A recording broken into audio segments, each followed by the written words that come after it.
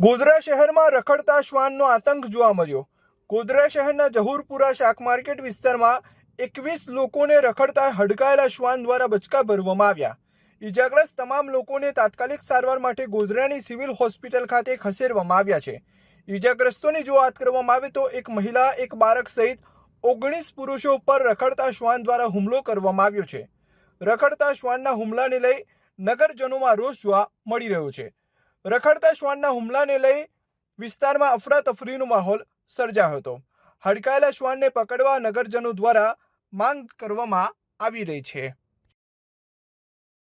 जी आज गोधरा सिविल में तकरीबन 21 केसेस आए डॉग बाइट के, जिनमें में से एक महिला थी, एक 8 साल का बच्चा था और बाकी सब मतलब 18 से 50 की उम्र में सारे पुरुष लोग थे। और सबका यहाँ पे एक ही कुत्ते ने सबके ऊपर अटैक किया था। और फिर उसके बाद इलाज के लिए वो गोधरा सिविल पे आए, जिनको वैक्सीन दी गई और फिर उनको सारा इलाज करके उन्हें उनके घर भेज दिया गया। और ये गोधरा में जहूरपुरा इलाका है, वहीं पे एक कुत्ते ने सबके ऊपर अटैक किया है। और एक मेरा नाम सरफराज खान और गोधरा सिविल से।